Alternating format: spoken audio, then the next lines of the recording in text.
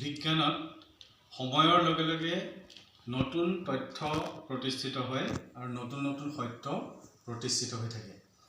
আজি এটা বস্তু আমি সৰু বুলি ভাবা এটা বস্তু সেইটো আৱিষ্কাৰ হওঁতে বহু বছৰ সময় লাগে আৰু বহুজন বিজ্ঞানীৰ কষ্টৰ সাধনাৰ বহুত তাত জড়িত হৈ থাকে।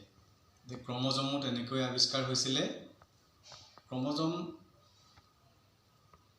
আৱিষ্কাৰ হোৱাৰ আগতে বহুতো বিজ্ঞানীয়ে এনেকুৱা পৰীক্ষা কিছুমান কৰি আছিলে ক্ৰমজম ৰিলেটেড, ক্ৰমজমৰ লগত জড়িত আৰু কোষৰ লগত জড়িত। আৰু সেই বিজ্ঞানীসকলৰ ভিতৰত আছিলে স্লেইডেন, হাৰ্শ্ব, ৱাটছলি এখেতসকল বিজ্ঞানী আৰু তেখেতলোকৰ নিচিনাকৈ আৰু বহুতো শ বিজ্ঞানীয়ে এইবিলাকৰ ওপৰত পৰীক্ষা কৰি আছিলে বছৰ বছৰ ধৰি। তাৰপিছতে এইবিলাক পৰীক্ষা চলি থকাৰ সময়তে 1880 চনত স্পষ্টকৈ ক্ৰমজমৰ বিষয়ে পাব্লিছ কৰিছিলে, প্ৰকাশ কৰিছিলে বভেৰী নামৰ বিজ্ঞানীজনে। বভেৰী 1880 চনত তেখেতে ক্ৰমজম আৱিষ্কাৰ কৰা বুলি বিজ্ঞানীসকলে এইটো মানি লৈছে।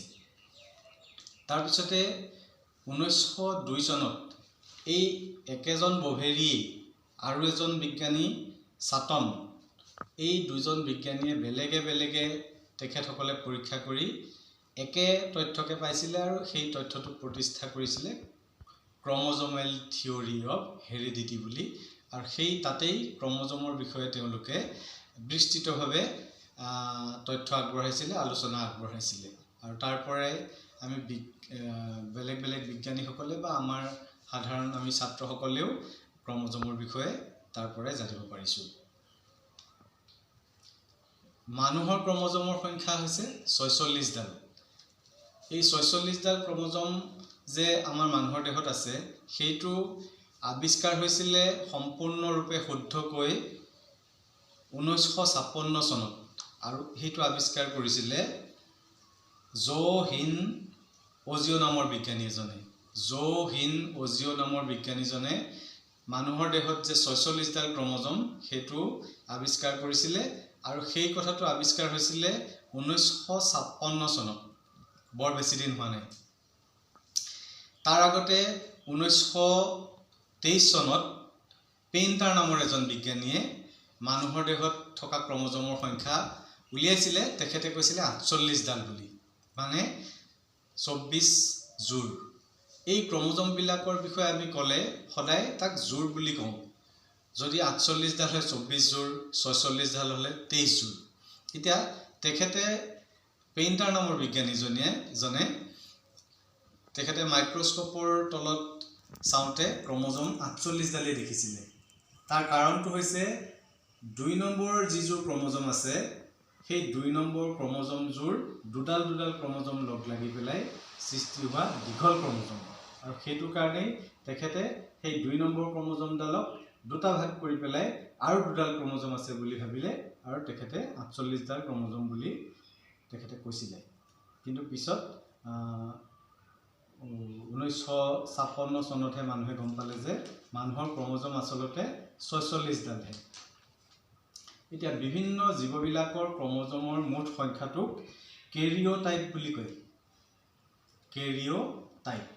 এতিয়া বেলেগ বেলেগ জীৱ কিছুমানৰ ক্ৰমজমৰ সংখ্যা মই ইয়াতে নোট কৰি থৈছোঁ, তোমালোকক জনাবলৈ বিচাৰিছোঁ। এই ক্ৰমজমৰ সংখ্যাটো গম পালে আমি কিছুমান আচৰিত হোৱা তথ্য কিছুমান তাৰ ভিতৰত আমি পাম। আৰু সেই আচৰিত হোৱা তথ্যবিলাকে আমাক জানিবলৈ আৰু আগ্ৰহটো বঢ়ায়।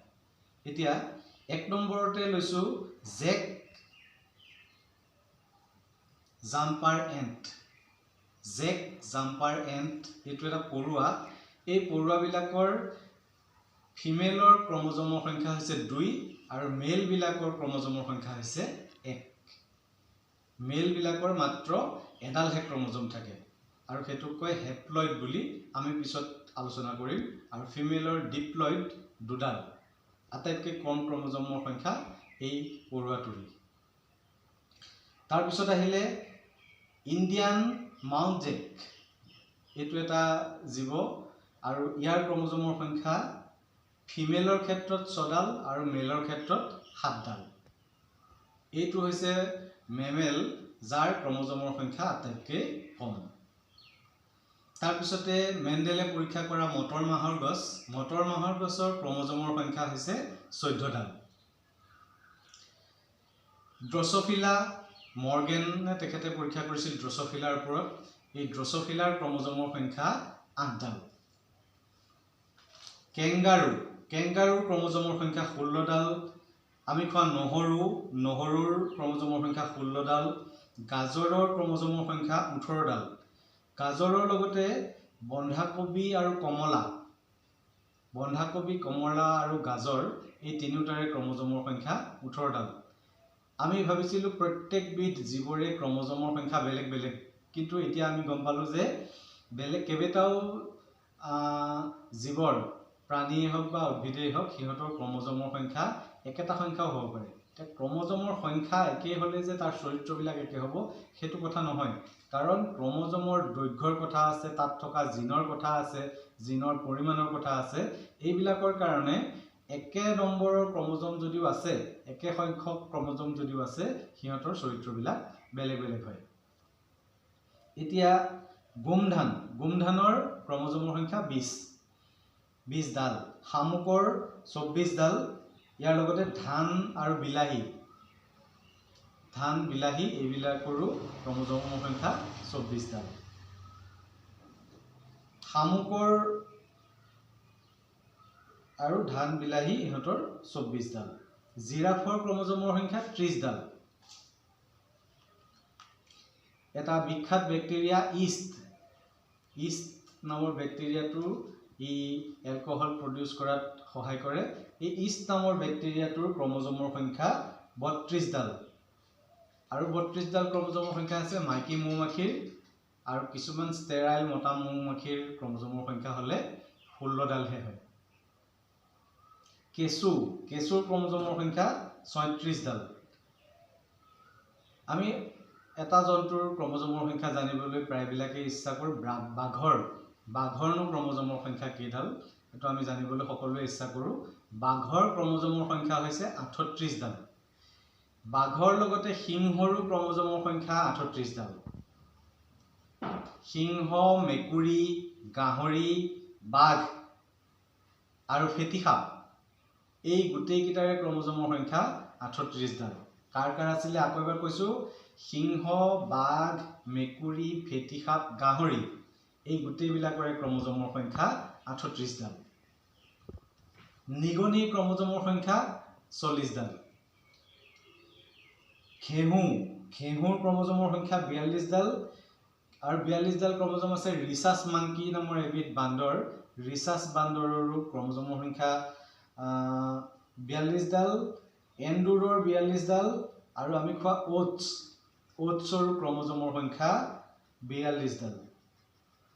ডলফিন আটাইতকৈ সুন্দৰ এটা প্ৰাণী, ধুনীয়া প্ৰাণী, আৰু মগজৰ ফালৰ পৰাও সিহঁতে অতি উন্নত, আৰু সেই ডলফিনৰ ক্ৰমোজমৰ সংখ্যা 44ডাল। তাৰপিছতে আহিলোঁ ধপাত, আলু, গৰিলা আৰু চিম্পাঞ্জী। আলু আৰু ধপাত এইকেইটা উদ্ভিদ, আৰু গৰিলা, চিম্পাঞ্জী এইকেইটা প্ৰাণী। ইহঁতৰ গোটেইকেইটাৰে ক্ৰমোজমৰ সংখ্যা হৈছে 48ডাল, 48। আনাৰসৰ ক্ৰমোজমৰ সংখ্যা 50, কপাহৰ 52, পাতপলু বম্বিক্স মৰি ইহঁতৰ ক্ৰমোজমৰ সংখ্যা 56ডাল। তাৰ লগতে ষ্ট্ৰবেৰী আৰু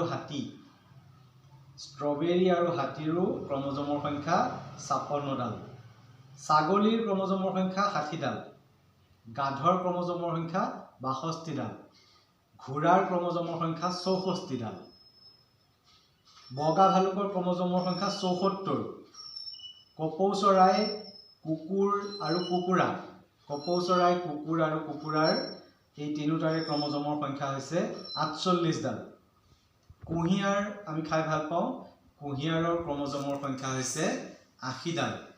আকৌ আমি ভাবোঁ এককোষী জীৱবিলাকৰ ক্ৰমোজমৰ সংখ্যা চাগে কম হ'ব, সৰু জীৱ, কিন্তু এককোষী এটা এনেকুৱা জীৱ আছে চিলিয়াযুক্ত প্ৰ'টজোৱা, তাৰ ক্ৰমোজমৰ সংখ্যা হৈছে 1260ডাল।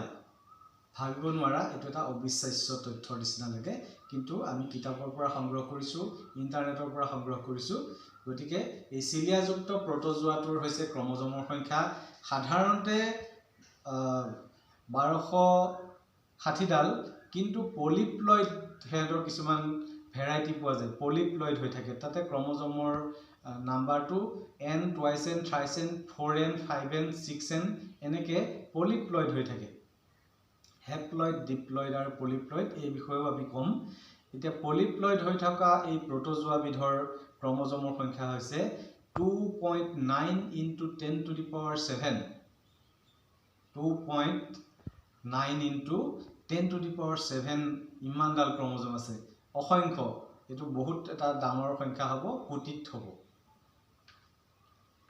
এতিয়া ক্ৰমোজমৰ সংখ্যাবিলাক আমি গম পালো তাতে নতুন নতুন কিছুমান কথা আমি আচৰিত হোৱা কিছুমান কথা আমি গম পালো যে কিছুমান বস্তু কাৰ ক্ৰমোজমৰ সংখ্যা কেনেকুৱা হয় এতিয়া কিছুমান বস্তু এনেকুৱা দেখিলো অকনমানিকা কিন্তু কেনেটো ক্ৰমোজমৰ সংখ্যা বহুত বেছি আৰু এটা বহুত ডাঙৰ জীৱ দেখিছো হাতীটোৰ ক্ৰমোজমৰ সংখ্যা ইমান বেছি নহয় গতিকে জীৱটোৰ আকাৰ আকৃতিৰ ওপৰত ক্ৰমোজমৰ সংখ্যা নিৰ্ভৰ নকৰে এতিয়া আমি আহিছো ক্ৰমোজম ক'ত থাকে এই কথাটো আমি জানিব লাগিব ক্ৰমোজম থাকে প্ৰতিটো জীৱৰে প্ৰত্যেকটো কোষতে থাকে আৰু এই ক্ৰমোজম বিলাক জীৱবিলাকৰ দেহত জোৰা হিচাপে থাকে এতিয়া মানুহৰ ক্ৰমোজম 46 ডাল এতিয়া 46 ডাল ক্ৰমোজম 23 জোৰ ক্ৰমোজম বুলি কয় এতিয়া এই 23 জোৰ ক্ৰমোজমৰে 22 জোৰ হৈছে দৈহিক ক্ৰমোজম ইংৰাজীতে কয় অটোজম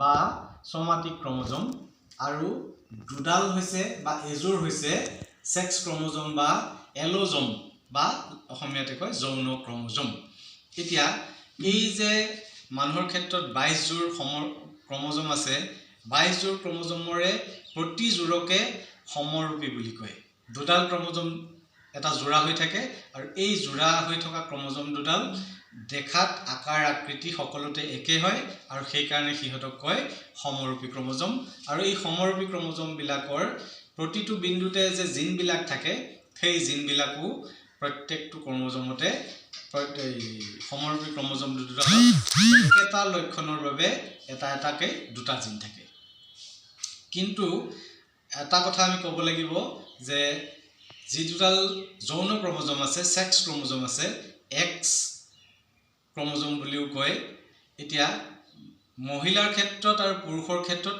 এই যৌন ক্ৰমোজম দুডাল বেলেগ বেলেগ হয় আৰু সেই কাৰণে এই দুডালক সেক্স ডিটাৰমাইনিং ক্ৰমোজম বুলি কয় এই ক্ৰমোজম দুডালে মানুহৰ মতা হ'ব নে মাইকী হ'ব লিংগটো নিৰ্ধাৰণ কৰে মানুহৰ ক্ষেত্ৰত দুডাল এক্স ক্ৰমোজম থাকে মহিলাৰ গাত আৰু পুৰুষৰ গাত এডাল এক্স ক্ৰমোজম আৰু এডাল ওয়াই ক্ৰমোজম থাকে এতিয়া মহিলাৰ গাত থকা দুডাল এক্স ক্ৰমোজম সিহঁতে সমৰূপী হয় কিন্তু পুৰুষৰ ক্ষেত্ৰত থকা এক্স আৰু ওয়াই ক্ৰমোজম দুডাল সমৰূপী কিন্তু নহয় এক্স ক্ৰমোজমডাল ডাঙৰ হয় আৰু ওয়াই ক্ৰমোজমডাল ক্ষুদ্ৰ আকৃতিৰ হয় আৰু তাত জিনৰ সংখ্যাও অত্যন্ত কম হৈ থাকে গতিকে এই এক্স আৰু ওয়াই ক্ৰমোজম বিলাকে লিংগ নিৰ্ধাৰণ কৰে আৰু ইহঁতক যৌন ক্ৰমোজম বুলি কয় এতিয়া মানুহ ড্ৰসোফিলা বা এনেকুৱা অসংখ্য জীৱ আছে যিবিলাকত XX আৰু XY মতা আৰু মাইকী এনেকে পৃথক কৰিবলৈ ইউজ কৰা হয় কিন্তু কিছুমান জীৱৰ ক্ষেত্ৰত কি হয় মতাটোৰ এডালহে ক্ৰমোজম থাকে যৌন ক্ৰমোজম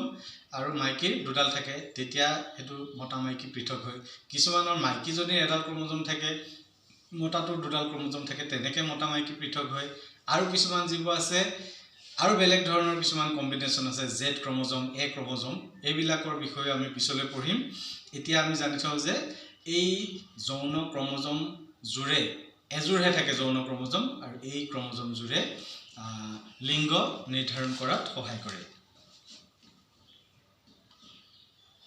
আৰু হেপ্লয়েড ডিপ্লয়েড আৰু পলিপ্লয়েড কথাটো মই কৈ থওঁ হেপ্লয়েড মানে এগুণ ক্ৰমোজম আমি যে কলো 23 জোৰ মানুহৰ ক্ষেত্ৰত এই 23 জোৰক 23 ডালক হেপ্লয়েড বুলি কয় তেনেকুৱা দুগুণ হৈ থাকিলে ডিপ্লয়েড বুলি কয় আৰু এনেকুৱা 23 ডালৰে আৰু যদি 3 গুণ 4 গুণ 5 গুণ 6 গুণ এনেকে থাকে তেতিয়া সেইবিলাকক কয় পলিপ্লয়েড এগুণ থাকিলে 23 ডাল থাকিলে তাক ক'ব মানুহৰ ক্ষেত্ৰত 23 ডাল থাকিলে তাক ক'ব হেপ্লয়েড 23 দুগুণ 48 ডাল থাকিলে ক'ব ডিপ্লয়েড আৰু তাতকৈ 23 ডালৰ যদি গুণাংকত থাকে গুণ তেতিয়াহ'লে গুণত থাকিলে তাক ক'ব পলিপ্লয়েড বুলি। এতিয়া সমৰূপী ক্ৰমোজমবিলাক তেনেকৈ জোৰাপাতি থাকে আমি গম পালোঁ। এতিয়া ক্ৰমোজমবিলাকৰ দুটা পাৰ্ট থাকে, দুটা পাৰ্টৰে দুইটা লগ লাগি থাকে এটা বিন্দুত, সেই বিন্দুটোক কয় চেন্ট্ৰমিয়াৰ বুলি। এই চেন্ট্ৰমিয়াৰটোৰ দুফালে ক্ৰমোজমডালৰ দুটা পাৰ্ট থাকে। আকৌ এই ক্ৰমোজমডাল দীঘে দীঘে ফাটি থাকে, প্ৰত্যেকডাল ক্ৰমোজমেই দীঘে দীঘে ফাটি দুটা খণ্ড হৈ থাকে আৰু সেইবিলাকক কয় ক্ৰমেটিড। ক্ৰমোজমৰ দুটা আকৌ যে খণ্ড হৈ থাকে সিহঁতক কয় ক্ৰমেটিড বুলি। এতিয়া এযোৰ সমৰূপী ক্ৰমোজমত আমি 4ডাল ক্ৰমেটিড পাম। 4ডাল ক্ৰমেটিড মানে আমি কৈছিলোঁ যে জিনবিলাক একে জিন দুইডাল ক্ৰমোজমতে একে স্থানতে একেটা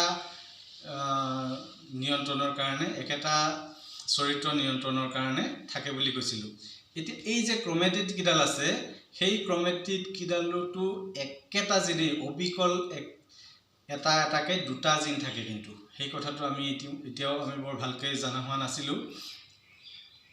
এই যে সিষ্টাৰ ক্ৰমেটিড কিডাল থাকে এই সিষ্টাৰ ক্ৰমেটিড কিডালতো কিন্তু দুটা জিন থাকে দুইডালতে এটা এটাকৈ। আৰু এইবিলাক যেতিয়া পৃথক হয় কোষ বিভাজনৰ সময়ত মিঅ'চিছ আৰু মাইট'চিছ দুই ধৰণৰ কোষ বিভাজন আছে। মিঅ'চিছ কোষ বিভাজনত এটা কোষৰ পৰা দুটা কোষৰ সৃষ্টি হয়। এই এটা কোষৰ পৰা দুটা কোষ সৃষ্টি হওঁতে পিতৃকোষটো আৰু অপত্য কোষটোত ক্ৰমোজমৰ সংখ্যা একেই থাকে। কেনেকৈ একে থাকে?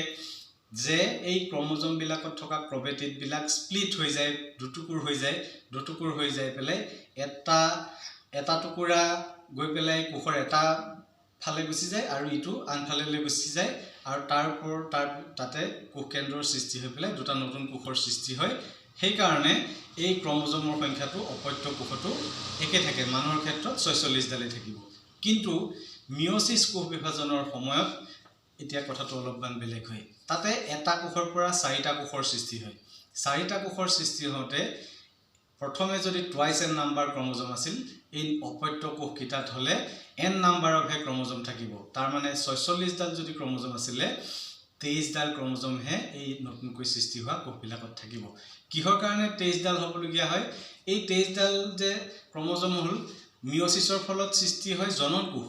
জনন কোষৰ সৃষ্টি হোৱাৰ পিছত তেতিয়া যৌন প্ৰজনন যেতিয়া হ'ব তেতিয়াহ'লে মাতৃৰ 23ডাল আৰু পিতৃৰ 23ডাল লগ লাগি পেলাই আকৌ 46ডাল হ'ব। সেইটো কাৰণে ক্ৰমোজমৰ সংখ্যাটো আধা হয় আৰু সেইকাৰণে মিঅ'চিছ কোষ বিভাজনটোক হ্ৰাসাত্মক বিভাজন বুলিও কয়। তাৰপিছতে আমি আৰু কেইটামান কথা জানিব লাগিব। চেন্ট্ৰমিয়াৰ কথা ক'লোঁ মই, ক্ৰমেটিড ক'লোঁ, সমৰূপী ক্ৰমোজম ক'লোঁ, দৈহিক ক্ৰমোজম, যৌন ক্ৰমোজম এইবিলাকৰ বিষয়ে মই ক'লোঁ। এতিয়া ক্ৰমোজমৰ বিষয়ে আমি মোটামুটিকৈ অলপমান ধাৰণা এটা আহিছে। এতিয়া জিনবিলাক কি বস্তু? জিন হৈছে ক্ৰমোজমৰ এটা অংশ যিটোৱে এটা চৰিত্ৰ নিয়ন্ত্ৰণ কৰে। স্বাধীনভাৱে এটা চৰিত্ৰ নিয়ন্ত্ৰণ কৰিব পৰা ক্ৰমোজমৰ এটা অংশকে জিন বুলি কয়। এতিয়া জিনবিলাক ক্ৰমোজমত কেনেকৈ থাকে? জিনবিলাক ক্ৰমোজমত লিনিয়াৰ দীঘলীয়াকৈ এটা এটাকৈ খচিত হৈ থাকে আৰু এই জিনবিলাকেই একোটা চৰিত্ৰ নিয়ন্ত্ৰণ কৰে। এনেকুৱা জিনৰ সংখ্যা কিমান বুলি আমি যদি সোধোঁ, এটা বহুত ডাঙৰ সংখ্যাও হ'ব পাৰে, বহুত কম সংখ্যাও হ'ব পাৰে। এতিয়া মানুহৰ 46ডাল ক্ৰমোজমত মুঠ জিনৰ সংখ্যা হৈছে 26,000 নে 28,000 কিবা এটা। 26,000 যদিও হয় তেতিয়া প্ৰত্যেকডাল ক্ৰমোজমতে 500তকৈও অধিক জিন থাকে। তাৰমানে কোনোবা এডাল ক্ৰমোজমত 2000 জিনো থাকিব পাৰে বা তাতকৈ বেছি থাকিব পাৰে, কোনোবা এডাল ক্ৰমোজমত 100টা জিনো থাকিব পাৰে। গতিকে এই গড় হিচাপত গোটেইখিনি হিচাপ কৰিলে আমাৰ গোটেই মানুহৰ ক্ৰমোজমখিনিত 26,000টা জিন আছে। এতিয়া ক্ৰমোজম আৰু জিনৰ বিষয়ে আমি আজি অকণমান ধাৰণা এটা ল'লোঁ। এই ধাৰণাটোৰ পিছত আমি বেলেগ যিখিনি আমি পঢ়িবলগীয়া বস্তু আছে, মৰ্গেনৰ এক শংকৰ দ্বিশংকৰ পৰীক্ষা, তাৰপিছতে হিমোফিলিয়া, বৰ্ণান্ধতা, ক্ৰমোজমৰ বিসংগতি, এইবিলাক পঢ়োঁতে আমাৰ অলপমান সহজ হ'ব। আৰু আজিলৈ আমি ইমানতে সামৰিছোঁ।